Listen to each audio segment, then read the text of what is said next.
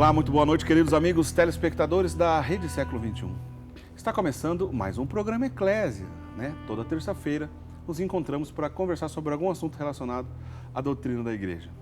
O nosso programa de hoje é um programa interessante, é um tema que já foi assunto aqui do nosso programa Eclésia há alguns anos, né? Há alguns anos conversamos sobre isso, mas é um assunto que ainda, né, está muito presente, né, nas nossas discussões, nas nossas comunidades, e a gente volta a falar sobre esse assunto. O programa hoje é sobre a teologia da libertação, né? Ainda existe a teologia da libertação? Há o que se conversar sobre isso? É sobre isso que a gente vai então pautar a nossa conversa, o nosso programa de hoje com o Padre Wander Maia, que está aqui ao meu lado. Boa noite, Padre Wander, mais uma vez, seja bem-vindo. Boa noite, Diácono Eric, boa noite a você que nos acompanha pela TV Século XXI. Espero que mais uma vez possamos fazer um programa formativo, esclarecedor e que leve luzes claras à tua formação, à tua fé e que contribua para o seu crescimento. O Padre Wander esteve aqui conosco numa outra oportunidade, né? Dentre muitos programas que já fez aqui conosco. Há 5 anos, já o tempo passa, hein? Já faz 5 anos, conversamos sobre a teologia da libertação. Naquela oportunidade a gente conversou sobre alguns fundamentos. Foi um voo panorâmico, porque o assunto é extenso, e hoje a gente pretende continuar essa conversa. Vamos, obviamente, relembrar algo que conversamos naquela oportunidade e tratar de outras questões que não deu tempo. Mas, Padre Wander, por início da nossa história, se alguém ainda desavisado não entende do que se trata a teologia da libertação, o senhor poderia fazer um resumo do que é a teologia da libertação? Eric, fazer um resumo do que é a teologia da libertação é de uma ousadia bastante grande. Primeiro porque o que surge de forma mais decisiva é a apropriação do termo teologia para uma ferramenta mutativa de interpretação da história. Vamos tentar falar de uma forma muito simples. É mais ou menos como se fosse um vírus que vai se mudando, vai se adaptando ao que precisa ser, sobre a roupagem de teologia. Então, o que é a teologia da libertação, a grosso modo? É a concepção do mundo e da história de índole marxista, tentando se fazer passar por teologia e dar uma resposta sobre Deus e a maneira como se viver a fé, a partir de uma ferramenta de estudo, de elaboração, torna a repetir, a partir de um instrumental materialista ateu, de índole marxista. Talvez para não ficar chato nem difícil para quem nos acompanhar em casa, imaginem o seguinte, e é somente uma primeira comparação. Imagine você tentar explicar a uma pessoa que você não acredita que exista. Como é que fica isso? Aparentemente parece super contraditório, mas na prática é isso mesmo que absurdamente aconteceu. É isso. A teologia da libertação é aquela teologia que quer dar uma resposta sobre o Deus revelado, que no fundo, ela não acredita. Ela não acredita, ela não professa, ela não conhece. Toda vez que a gente cita Karl Marx, o marxismo aqui no programa, obviamente devido à nossa abordagem, devido ao tempo, a gente não consegue entrar sobre todas as nuances, porque é complicado, é grande o assunto quando a gente entra nessa história de marxismo. Mas em poucas palavras, obviamente, a gente pode lembrar que se trata de uma corrente filosófica e sociológica, né, iniciada, obviamente, por Karl Marx, outros colaboradores, como o próprio Engels, que foi seu companheiro, escreveu inclusive o Manifesto Comunista ao lado de Marx, e que o próprio Marx sofreu influências de outros pensadores, especialmente no que diz respeito a essa característica ateísta no pensamento de Marx. O Feuerbach, Ludwig Feuerbach, que veio antes de Marx, foi quem fechou o homem numa redoma, na qual não tem relação com o transcendente. Todas as discussões teológicas para Feuerbach ficam apenas no campo da imanência, nada na transcendência. Ou seja, para Feuerbach, não passa de relações antropológicas. Na cabeça dele, tudo que diz respeito a discussões teológicas ficam apenas no campo antropológico. O homem é o centro disso tudo. Marx vai herdar disso, né? A famosa frase de Marx, a religião é o ópio do povo, inclusive foi plagiada do poeta Heine, poeta alemão Heine, essa frase não é dele, mas ficou famosa com ele, a religião é o ópio do povo, já deixa claro do que se trata o pensamento dele. E aí é por isso que eu estava começando a explicar para a gente. Como é que pode uma teologia ser baseada nessa máxima de que Deus não existe, né? Mas a gente pode afirmar que a teologia da libertação é uma teologia baseada no ateísmo? Nós podemos afirmar que a teologia da libertação é imanentista, segundo o que você já explicou, Eric, e baseada no ateísmo em que sentido?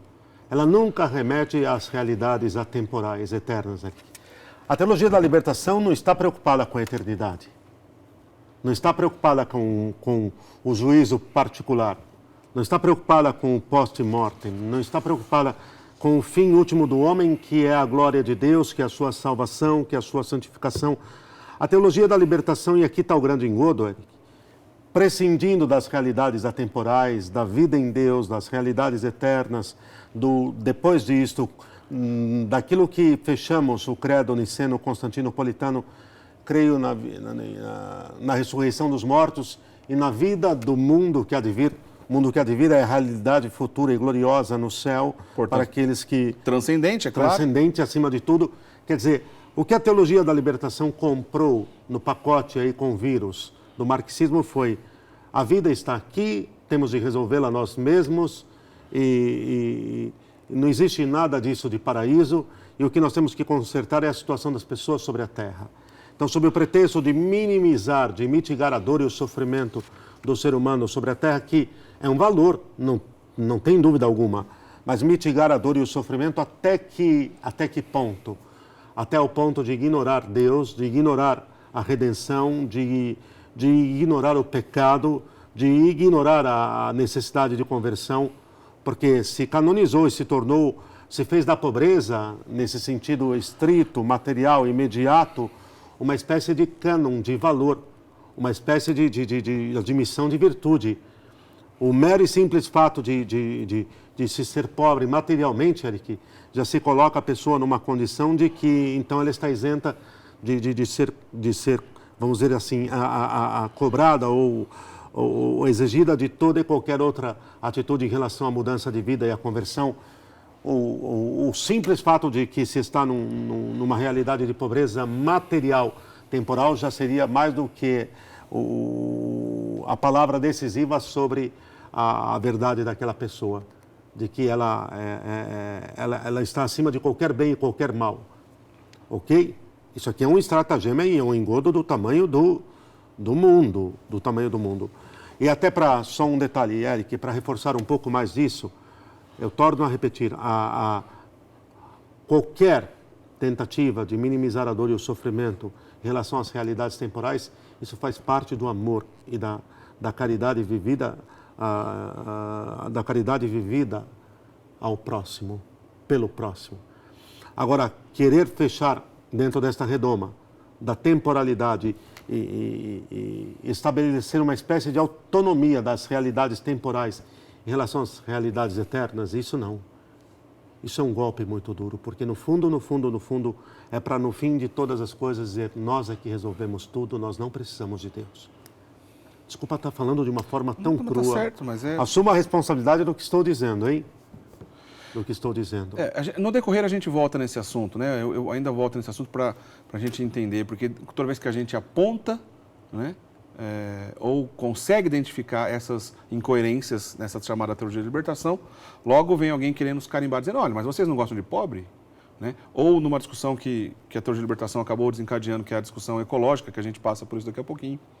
Vocês não têm consciência ecológica, né? Mas a igreja, obviamente, todos os séculos, né, a igreja sempre foi mestra nessa história de caridade. Né? Tanto quanto mestra no papel da criação, na ciência criaciones, né? na ciência sobre a criação. Tanto quanto. Só se pode entender a criação a partir do plano de Deus. Toda e qualquer outra realidade recai-se na mesma lógica, sempre, Eric. Não vamos deixar esse programa ficar chato para os nossos amigos que nos acompanham em casa. Mas que é sempre: não é bem assim não. Tem alguma coisa escondida por detrás disso aí. Isso aí está sendo ensinado para, de alguma maneira, oprimir, para, de alguma maneira, subjugar, para, de alguma maneira...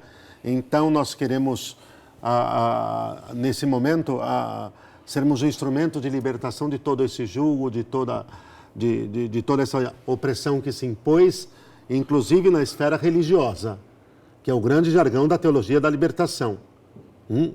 Que todo o cânon moral e doutrinário que foi ensinado antes era uma forma de oprimir e de subjugar aqueles que eram mais pobres. Baseados no quê? Afirmam uma estupidez e um absurdo desses. Sendo que o que nós temos, sim, é a doutrina perene e imutável da Igreja em 2000 anos, produzindo ao longo dos séculos um bem, uma transformação, uma conversão, aquilo que mais tarde nós podemos voltar a falar que são os próprios santos, que é uma coisa belíssima.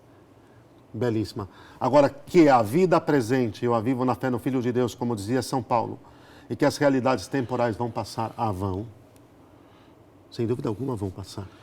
Então, essas realidades temporais, essa leitura de um mundo, da igreja, da sociedade, de acordo com essas realidades temporais, baseada num pensamento, numa cultura ateísta, como é o caso do marxismo, acabou relendo todas as verdades de fé de acordo com essa ótica? Sem dúvida alguma. Isso vem até um pouco mais lá atrás, hein, Eric? Precisaríamos voltar muito no tempo e nós não vamos ter tempo para fazer isso aqui agora, mas no fundo, o que esse tipo de interpretação da história, o que esse tipo de interpretação de ruptura, de romper com todo o passado e a título de forciore, de empurrar a garganta abaixo, tenta impor uma leitura, no fundo é tentando dizer assim, tudo o que veio antes não vale para nada. Agora nós chegamos para libertar, para tirarmos o jugo, para quebrarmos os grilhões, e nós vamos revelar, no fundo é isso aqui, nós vamos revelar qual que é a realidade, qual é a real. E todo teólogo da libertação tem essa desculpe, arrogante pretensão de dizer que agora ele veio a anunciar o que é a verdade que professada, ensinada, guardada, protegida, testemunhada há 2000 anos pelos mártires, por exemplo, de maneira alguma. O que fica claro é que o apelo, a roupagem, o apelo imediato desse tipo de linguagem, desse tipo de discurso, ele é forte. Porque para quem está debaixo de uma situação de sofrimento e que quer logo se ver livre disso, se não tem uma estrutura humana, espiritual um pouco mais sólida, é que o primeiro barco que passar gritando, vem comigo, ele pula dentro. Estou usando falando de uma forma bem simples, hein? Certo. O primeiro barco que passar gritando, ele pula dentro. Agora, não importa se esse barco é furado ou não. E a teologia da libertação é um gigantesco barco furado, por quê? Porque não vai levar com certeza ao porto seguro da salvação. É certeza que não vai levar ao porto seguro da salvação.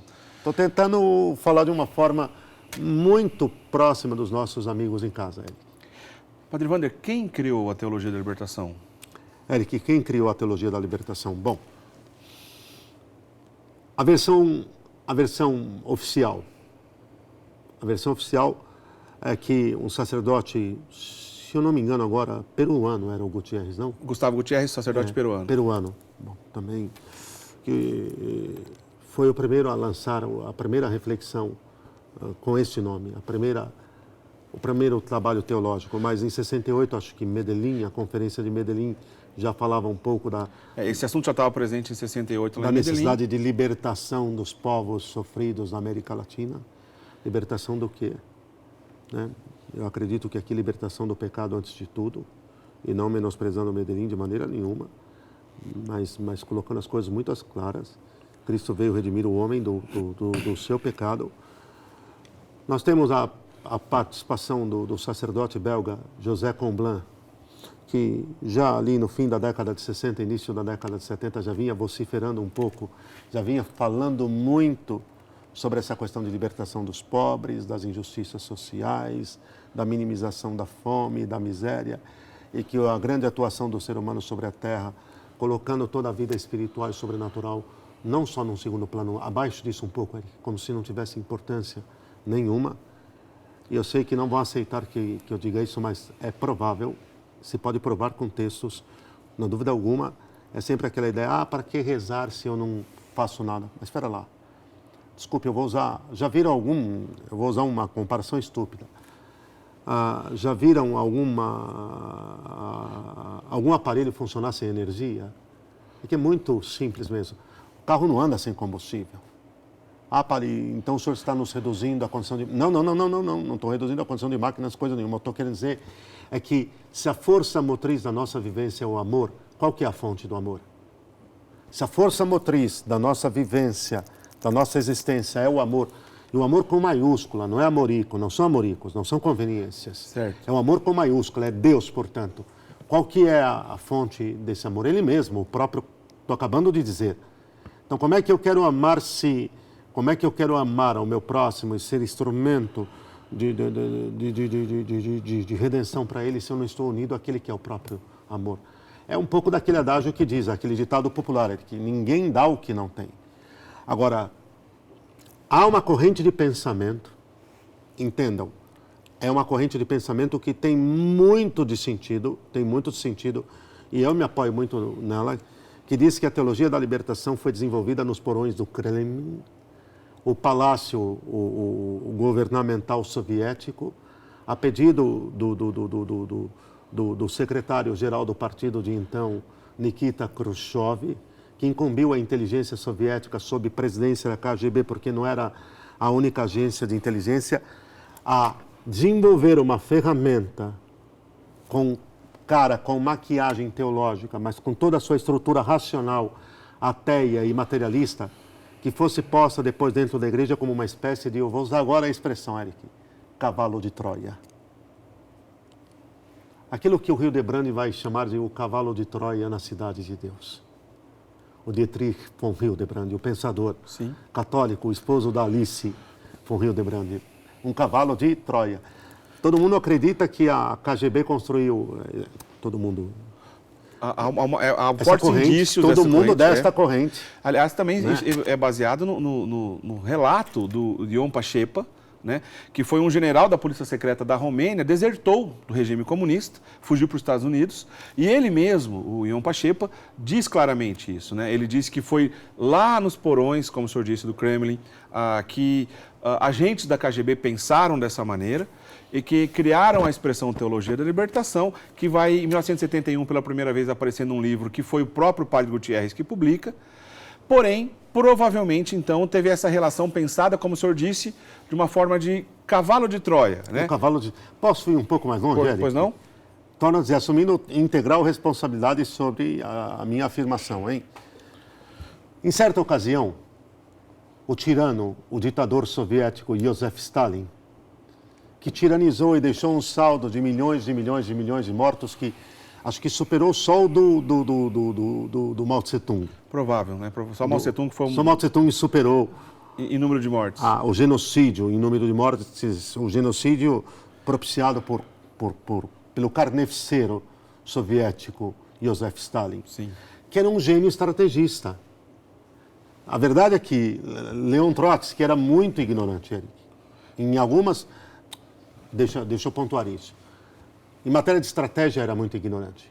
Intelectual, uma cabeça pensante, mas estratégia nenhuma. Ponto. Senão isso aqui vai ficar chato, hein? Bom, Stalin disse, me dá 5 minutos em todos os púlpitos do mundo católico e eu faço o mundo socialista. Opa! Acendeu o farol vermelho, Eric? 5 minutos. Eu acho que eles trabalharam para ter os 5, 10, 15 nos púlpitos. E vai mais longe, hein? Nas catequeses, nas salas de aula das universidades de teologia e de filosofia. Eu tenho certeza que essa meta de Stalin, essa ideia de Stalin foi comprada, Eric. E foi levada até as últimas consequências pelos seus sucessores. Ele é uma espécie de pai, né? De pai do Estado soviético, não é o homem do advento. O homem do advento foi Lenin, né? Vladimir Lenin. Pela primeira vez um regime comunista chega no poder em 1917, né? Com Lenin. 20 dias depois só do episódio de Fátima, né? Que o sol... Só isso. Que o sol dançou na presença de milhares de pessoas. Onde Nossa Senhora disse a Rússia... iria espalhar os erros do mundo se não houvesse uma conversão, né? Vai espalhar seus erros pelo mundo. Eric... Eu tenho uma convicção pessoal, hein, que dentre os erros que a Rússia iria espalhar pelo mundo, o principal seria a teologia da libertação. Isso aqui é decisivo, hein? Exatamente. Né? Bom, do ponto de vista histórico, já é uma coisa interessante de pensar. Apenas 20 dias do maior milagre público da história do cristianismo, que foi o milagre do sol lá em Fátima. Chega no poder o Lenin, né? Depois a história continua com Stalin, como o senhor estava dizendo. Stalin dizendo que se tivesse 5 minutos... Ele iria conseguir implantar o socialismo. No mundo. E a gente tem que lembrar também de um período, ainda no advento, no período do governo do Stalin e mesmo depois, quando criou-se resistência na Europa e no resto do mundo contra o socialismo, que não admitia, que repararam quantas mortes absurdas aconteceram através desse governo russo, o povo como um todo não está interessado em revolução. E os marxistas, primeiro, se organizaram na escola de Frankfurt e também com um pensador italiano chamado Antonio Gramsci, que incentivou esse tipo de discussão, que é uma discussão revolucionária para a implantação do socialismo e do comunismo no mundo todo. Porém, não pela via armada, mas pela via cultural, né? Tem muito sentido quando a gente pensa que a escola de Frankfurt e o pensador Antonio Gramsci, né, que pensou uma estratégia para retirar os valores de uma instituição e substituir pelos seus valores revolucionários, fazendo daquela instituição caixa de ressonância das suas ideias, para que fosse alcançar os seus objetivos sem que fosse percebido. Né? As coisas parecem que elas tem uma coerência muito... Esse é o cavalo de Troia, muito bem descrito, hein, Eric? Que é o cavalo de Troia, né? Esse é o cavalo de Troia. Alguns chamam a estratégia do Antônio Gramsci da estratégia da verminose. A verminose. Né? É tomar por dentro, a partir de dentro. Exatamente. Quer dizer, Stalin entendeu, Eric, que não adiantava tentar entrar na igreja, destruir a igreja, perdão, a partir de fora. Não vai destruir a igreja ninguém nunca. Mas, no fundo, o que se descobriu foi um instrumento de fragilização a partir do quê? A partir do ensino, da tomada cultural das cátedras de ensinamento, daquilo que deveria ser a verdade católica, trocada por um outro ensinamento e um outro conteúdo com a máscara e maquiagem de ser católico. Sob a máscara da compaixão e da compaixão mesmo, né? Do interesse pela mitigação do sofrimento e da dor do ser humano sobre a terra, até o ponto de se prescindir incondicionalmente de Deus, da sua revelação e mais tarde, sem dúvida alguma, de sua igreja. Sem dúvida alguma, de sua igreja. Isso aqui é gravíssimo, Eric. Obviamente, porque na primeira vista, você fala, mas qual é o problema de cuidar dos pobres? Qual é o problema de você colocar o evangelho a serviço daqueles que necessitam realmente? Mas a igreja não sempre fez isso? 2000 anos fazendo. Ela precisa do marxismo para que isso dê certo? Não. Né? Aliás, tudo que ela não precisa é do marxismo, Eric. Ela precisa de Deus, de Nossa Senhora, mas tudo que ela não precisa é do marxismo. Bom, nós vamos já para o primeiro intervalo. Na volta, no próximo bloco, eu queria que a gente vai citar, né, algumas frases aqui para ajudar a deixar um pouco mais claro o entendimento, inclusive uma frase do próprio cardeal Ratzinger, que foi personagem importantíssimo nessa história, para a gente entender como a igreja reagiu. Né? Inicialmente, a igreja aceitou, né, o trabalho da Teologia da Libertação. Houve algo de positivo no que a Teologia da Libertação estava fazendo nos primeiros anos de atuação? E depois, como é que isso virou essa discussão teológica para outras abordagens, como as discussões ecológicas? Né? A gente vai comentar sobre isso no próximo intervalo. Nosso tempo vai voar, eu tenho certeza. Não sai daí, a gente volta já conversando sobre isso. Ainda existe a Teologia da Libertação? Esse é o tema do nosso programa Eclésia de hoje. Não sai daí, a gente volta já.